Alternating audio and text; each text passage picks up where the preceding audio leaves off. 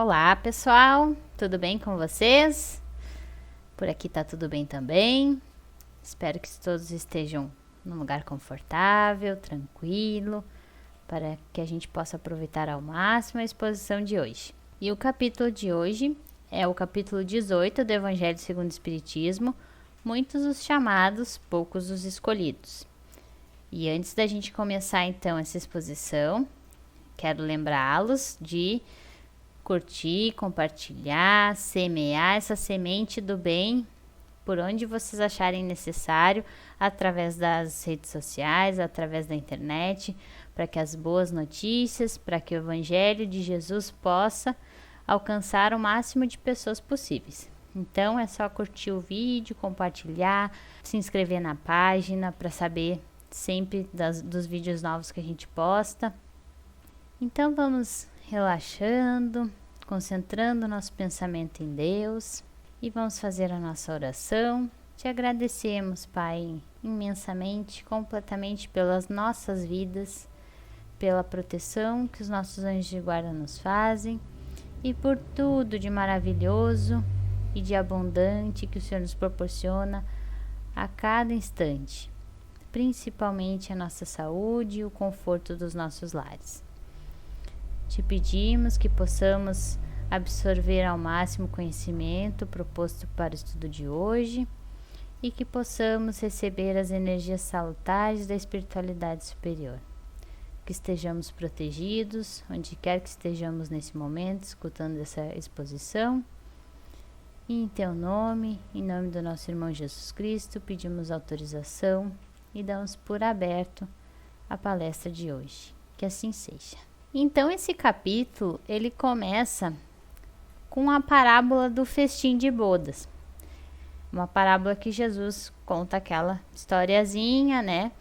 E sempre lembrando que as histórias, as parábolas de Jesus eram sempre baseadas nos hábitos vulgares da vida e se adaptava aos costumes e ao caráter do povo a quem ele falava, do povo daquela época. Então, a maioria das parábolas, elas usavam esses exemplos do cotidiano, mas elas tinham como um objetivo penetrar nessas massas populares, penetrar quem ouvia ele, a ideia da vida espiritual. Então, quando vocês forem abrir esse capítulo lá para ler as parábolas e ler todo ele, né? É que a gente sempre convida para que todos possam ler cada capítulo do Evangelho que a gente vai estudando, que a gente vai apresentando aqui para vocês terem um olhar sobre esse ensinamento. Lá também essa parábola a gente tem que ter uma visão da ideia espiritual que Jesus quer passar dela. Então eu não vou contar a parábola aqui, vou deixar para vocês conferirem lá no Evangelho segundo o Espiritismo, mas nessa parábola Jesus compara o reino de Deus a tudo que é alegria, que é vitória, que é festa, né, a um festim realmente. E os primeiros convidados que ele se refere nessa parábola eram os hebreus, que foram os primeiros chamados por Deus ao conhecimento da sua lei através de Moisés e dos 10 mandamentos. Os enviados do rei, né, que é contado nessa parábola, são os profetas, que vinham estimular a todos por quem passavam a seguir essa trilha da verdadeira felicidade. Mas as suas palavras e as suas advertências não eram escutadas e muitas vezes eram desprezadas pelos convidados, dando desculpas que não tinham tempo, que tinham que cuidar de seus campos, dos seus negócios e não podiam dar ouvidos a esses profetas. Então essa parábola, colocando nos dias de hoje, é quando nós negamos o chamado de Deus para nos espiritualizarmos, por nos deixarmos absorver pelas coisas terrenas, nos tornando indiferentes às coisas espirituais. Toda vez que a gente diz, vou ler o Evangelho depois, vou rezar depois, e a vida vai acontecendo e a gente acaba esquecendo, a gente está negando esse chamado de Deus a nos espiritualizarmos, a buscarmos esse conhecimento espiritual para a melhora da nossa vida.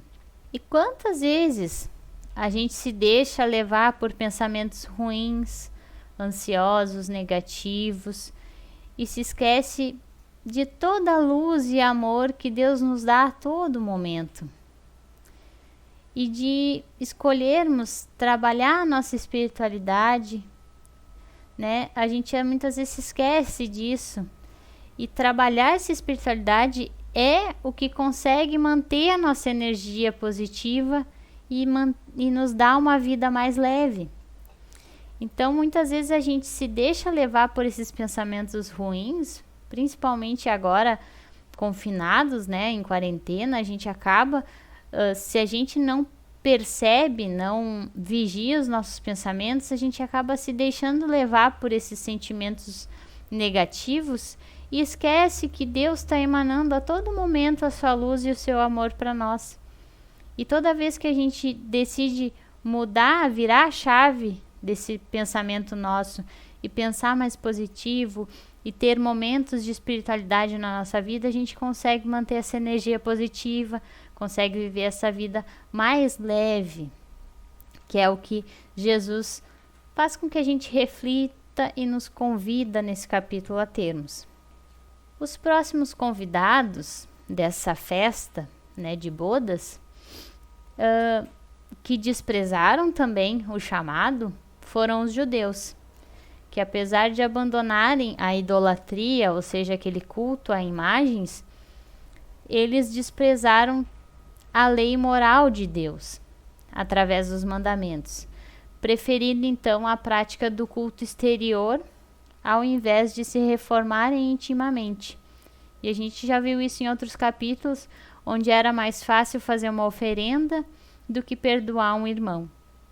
Os judeus também foram chamados a esse banquete e também negaram o chamado de Deus por não se reformarem intimamente, mas sim praticarem esse culto exterior. E aí, trazendo novamente para os nossos dias, quantos de nós consumimos conteúdo espírita, conhecimento espírita, assistimos várias palestras, tomamos vários passes, mas será que internalizamos, que a gente absorveu e tenta praticar o conhecimento que a gente adquiriu e que nos foi transmitido? A energia que é recebida, que a gente recebe pela espiritualidade, através do passe, através da boa vibração, quando a gente lê algo espírita, a gente consegue absorver isso e levar essa energia tão boa pro dia inteiro da nossa vida, assim, do nosso cotidiano? Então isso também é um chamado de Deus, né? Assim como os judeus que resolveram cultuar Deus, mas não colocar Ele dentro do seu coração, será que nós também não estamos muitas vezes desprezando esse chamado quando a gente consome coisas espíritas, mas não coloca isso dentro do nosso coração? Portanto, não basta sermos convidados, mas não basta dizermos que a gente é cristão, que a gente é espírita, nem sentarmos, né, nessa mesa, tomarmos parte desse banquete celestial. É preciso, antes de tudo, e sob uma condição expressa, estar revestido da túnica nupcial, que também é falada nessa parábola. Isto é, ter o coração puro e cumprir a lei segundo o Espírito.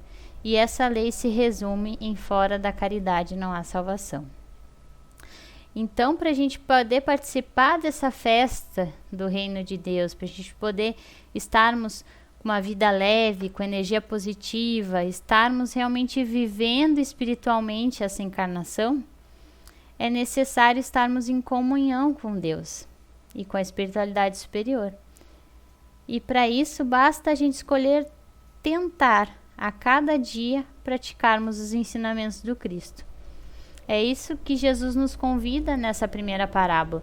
A gente refletir realmente se tudo que a gente absorve de conhecimento espírita, absorve de conhecimento cristão, através dos ensinos de Jesus ou de da religião que a gente segue, se a gente consegue colocar isso no nosso coração, internalizar isso e praticar isso com as outras pessoas e conosco mesmo.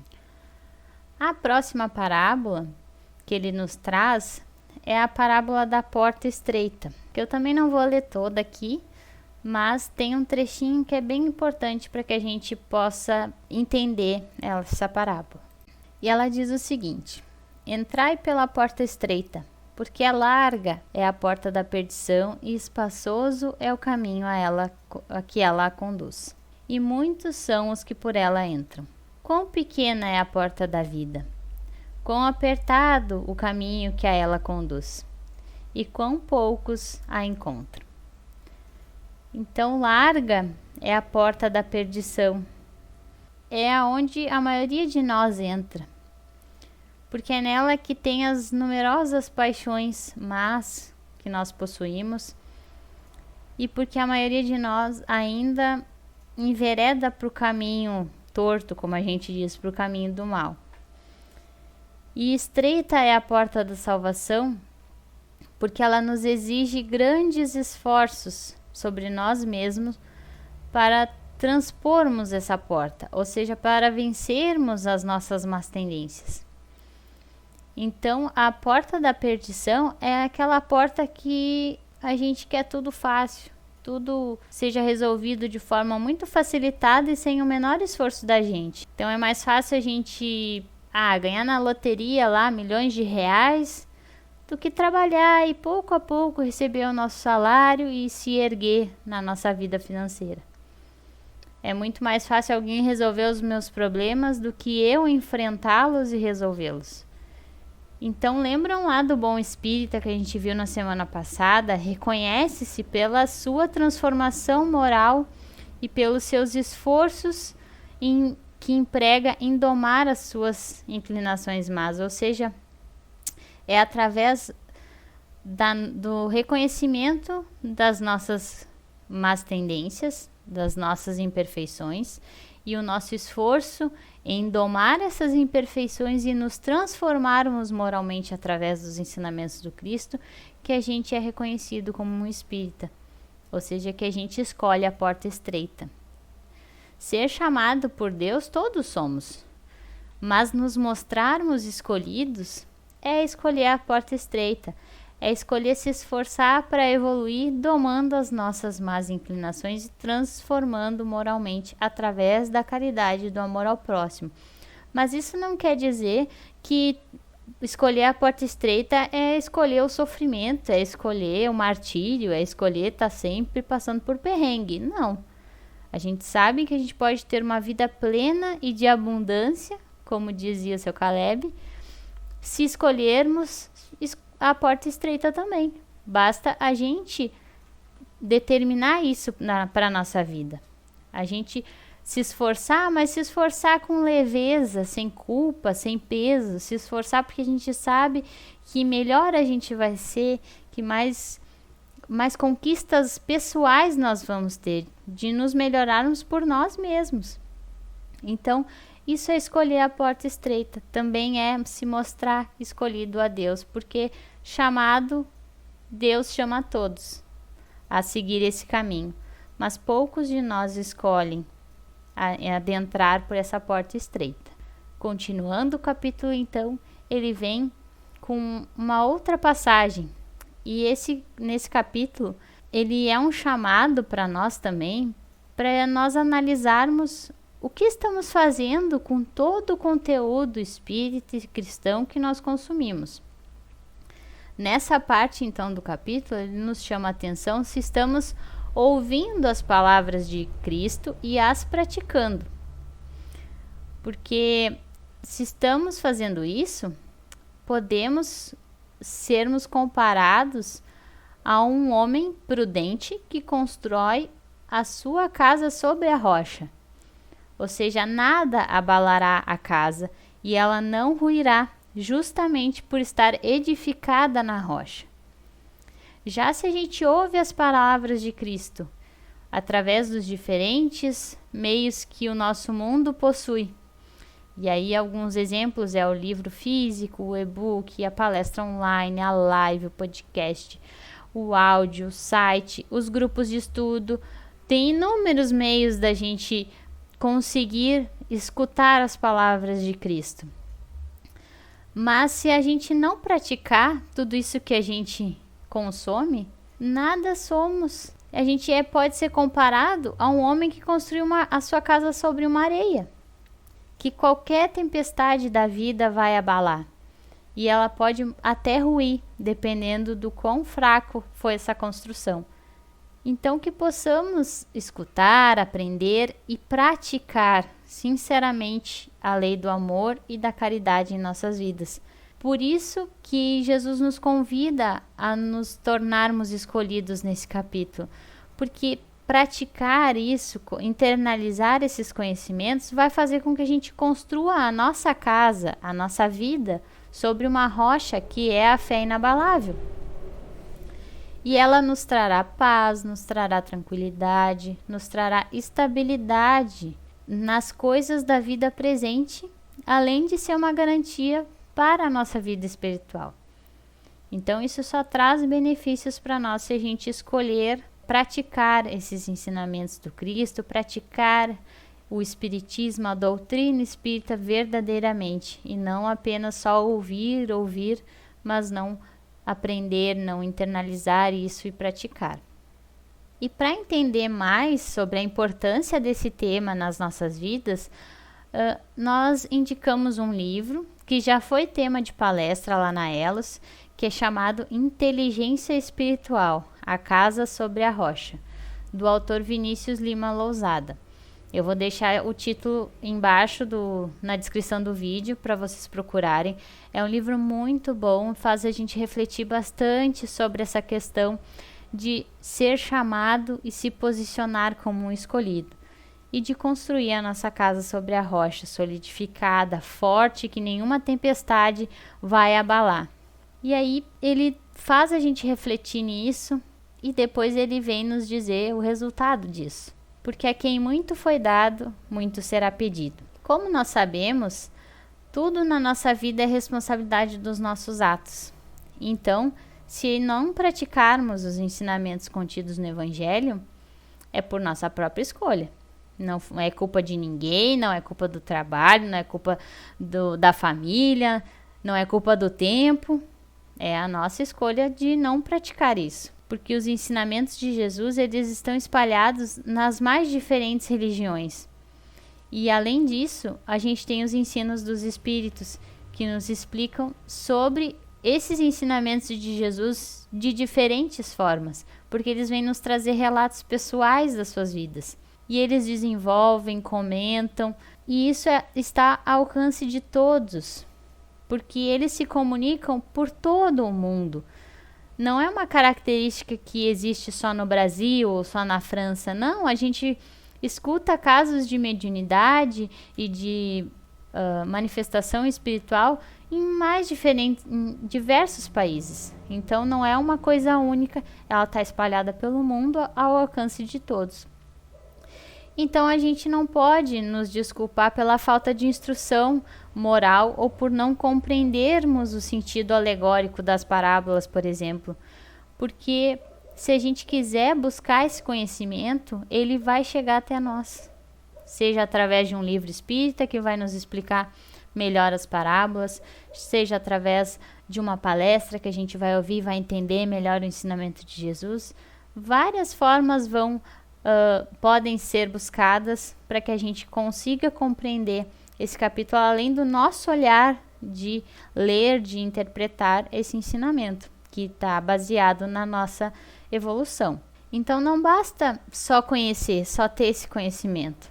É necessário a gente utilizar essa ferramenta do conhecimento para nos melhorarmos, pois se a gente se admira tanto com as coisas interessantes que o Espiritismo nos mostra, mas elas não tocam no nosso coração, se esse conhecimento não faz aquecer o nosso coração, não vai adiantar de nada. Vai ser em vão ter absorvido, ter se deparado com esse conhecimento. e mais culpado a gente se torna porque a gente teve a oportunidade de conhecer, a gente teve meios para conhecer essa verdade e não soubemos aproveitar.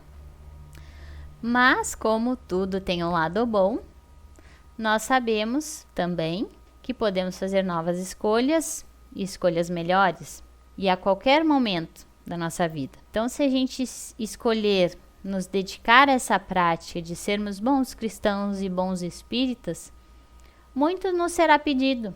Mas o que é esse muito pedido? É muito esforço, muito autoconhecimento, mas em compensação, a gente também vai receber muito. Muito será nos dado se a gente souber aproveitar os ensinamentos no nosso dia a dia. O primeiro cuidado que todo espírita, todos nós, espíritas sinceros, acredito eu, devemos ter é procurar sempre aprender algo que diga respeito, né, ao cristianismo, ao espiritismo, mas fazer com que isso, o que isso vai ajudar na transformação do meu ser? O que é esse ensinamento de Jesus, de muitos chamados, poucos os escolhidos, vai transformar na minha vida, vai fazer eu ser alguém melhor? É isso que a gente tem que buscar em tudo que a gente absorve, conhece de espiritismo, de cristianismo, de tudo que a gente for ver, não só no lado religioso, mas também no lado profissional, né? O que isso pode me ajudar, me facilitar na minha vida, na minha profissão, na minha família, enfim. E o espiritismo, ele vem multiplicar esse número de chamados através da fé que ela nos proporciona e também multiplicar o número de escolhidos através dessa prática raciocinada que ela também nos proporciona. Por isso que o espiritismo, o Allan Kardec trouxe nesse livro esse capítulo, para que a gente saiba que o espiritismo vem contribuir com isso também, vem aumentar o número de chamados, de pessoas que se reconhecem como chamadas de Deus, mas também de pessoas que querem se mostrar escolhidos a Deus. E aí a gente vai chegando mais ao final do capítulo nas instruções dos espíritos, onde ele começa-se com o espírito amigo. E ele nos diz o seguinte: porque aquele que já tem, mais se lhe dará, e ele ficará na abundância. Aquele, entretanto, que não tem, mesmo o que tem se lhe tirará. Por isso é que lhes falo por parábolas, porque vendo nada veem e ouvindo nada entendem, nem compreendem. Ele trouxe então, esse espírito amigo, uma passagem de Jesus.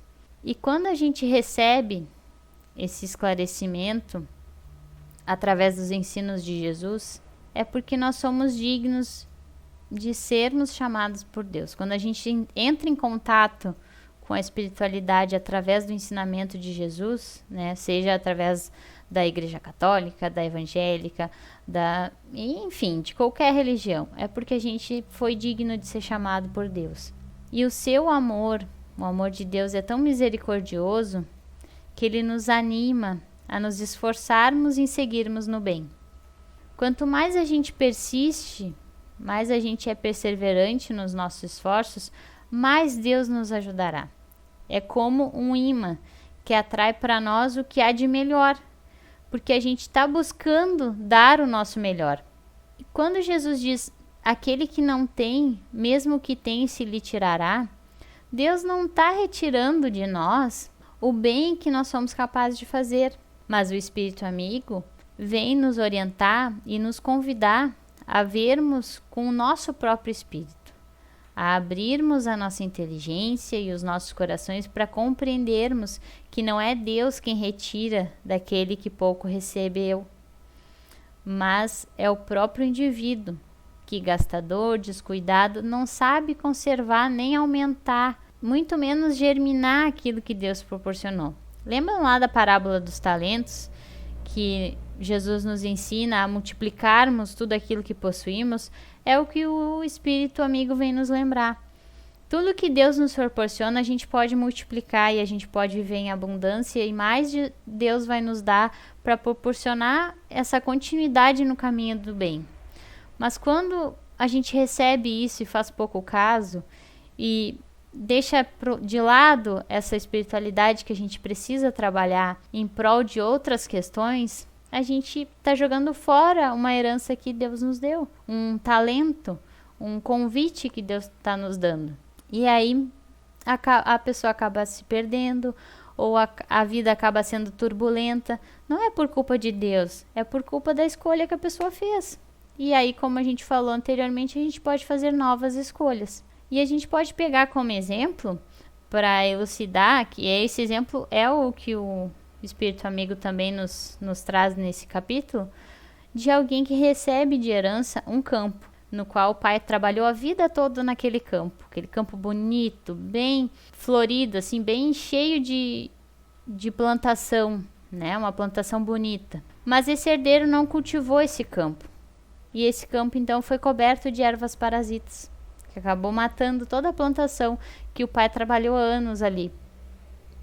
Então, o Espírito Amigo nos convida a lavrarmos essa terra, esse campo que Deus nos deu, com o auxílio do arrependimento, da esperança, lançando sobre esse campo, que pode ser que esteja cheia de ervas daninhas, pode ser que um pedacinho ali do campo tá com erva daninha, o outro tá sem, o outro tá bonito, tá, né, bem desenvolvido, mas que a gente jogue então sementes boas, e regando com o nosso amor, com a nossa caridade e com a nossa paciência, veja então ela germinar e crescer, para que Deus possa nos deixar na abundância. Então vamos arar os nossos corações com bons sentimentos, arrancando deles todas as ervas daninhas que tentasse criar, de pessimismo, de maldade, plantando no nosso coração sentimentos bons, confiando que trilhando o caminho do bem, Deus sempre nos dará o necessário, sempre estará conosco, sempre estará nos dando o suporte, o apoio ali para a gente continuar seguindo esse caminho e para continuarmos multiplicando o seu amor através da caridade que Jesus já nos ensinou nos capítulos passados. E aí depois vem o Espírito Simeão, e nos lembra que os verdadeiros cristãos são reconhecidos pelas suas obras e que uma árvore boa não pode dar maus frutos, nem uma árvore má pode dar bons frutos. E que frutos são esses que ele se refere? A árvore da vida nos dá frutos de vida, de esperança, de fé, que são as virtudes divinas que nós possuímos. Então, a árvore é a nossa vida e ela nos dá todo o fruto necessário. Ela nos convida a árvore da vida, então nos convida a espalharmos os seus frutos por onde a gente passar e cultivar essa árvore de boas energias, com amor que recebemos, com abundância, e aí esses frutos vão se multiplicar e vão fazer com que outras árvores também gerem frutos bons. Então a árvore somos nós, não aquele meme, tá? É sério. A árvore somos nós e nós frutificamos se a gente quisermos, mas a gente tem que escolher se a gente vai frutificar, vai dar bons frutos ou vai dar maus frutos. E aí quanto mais frutos bons a gente possuir, que a gente possa espalhar ele para as outras pessoas. Então se a gente possui um fruto de amor, né, se a gente consegue ter amor por nós e pelo próximo, que a gente possa também ensinar o outro, demonstrar ao outro esse amor, para que esse amor possa ser passado adiante. A mesma coisa a fé, a esperança e todas as outras virtudes que nós possuímos. E o Simeão, ele nos alerta para que não guardemos, não amontoemos esses frutos dentro de nós, porque eles podem apodrecer e não servirão para ninguém, nem para nós. Porque a árvore fornece bons frutos, mas são frutos para que todos usufruam. Não é só para a gente, aí a gente tem que lembrar do egoísmo.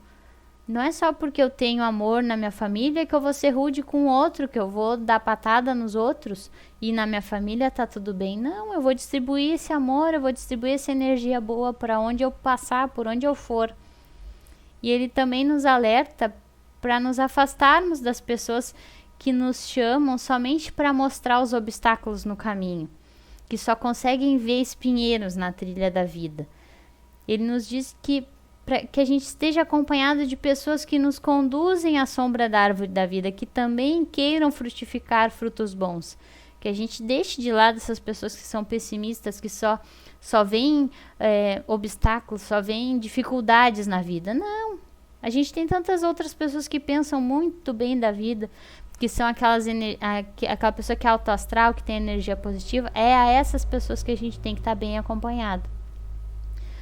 Então, muitos são chamados a desfrutar dessa sombra que nos traz tranquilidade, que nos deixa na abundância, né, de energia positiva, mas poucos escolhem permanecer na sombra dela. Ou seja, muitos são chamados a cultivar esses ensinamentos de Cristo nas suas vidas, frutificar esses ensinamentos nas suas vidas, mas poucos escolhem permanecer.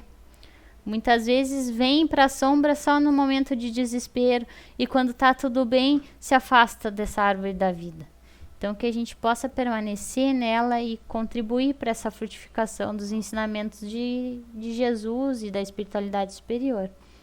E qual é a reflexão para nós, né, desse capítulo que a gente pode tirar? Após, né, então a gente lê o capítulo, eu espero que vocês leiam. A gente pode refletir que Deus nos chamou para a sombra dessa árvore da vida. Ele nos mostrou os ensinamentos de Jesus. Ele nos fez com que a gente tivesse contato com a espiritualidade. E a gente também entende que é necessário a gente purificar o nosso coração e escolhermos andar pela porta estreita, construirmos a nossa casa, a nossa vida sobre a rocha, que são os ensinamentos de Jesus. E isso nos trará mais trabalho, nos dará mais responsabilidades, mas também nos permitirá que a gente participe do banquete de Deus, no qual a gente pode estar em abundância com os bons sentimentos, com as boas energias, além dessa escolha resultar também na abundância material. Hoje em dia é tão importante que a gente cultive essa energia positiva nas nossas vidas, mas também para contribuir para o nosso planeta, para a regeneração do nosso planeta. Então, será que estamos dispostos a fazermos uma nova escolha de nos mostrarmos escolhidos para Deus, tentando praticar todos os ensinamentos de Jesus e dos Espíritos? Vamos trabalhar o nosso campo mental e sentimental para semearmos a partir de hoje a boa semente? O que vocês acham? Pensem aí, reflitam, né? E aí escolham. E se não quiserem escolher nesse momento, se mostrar escolhido para Deus, tudo bem.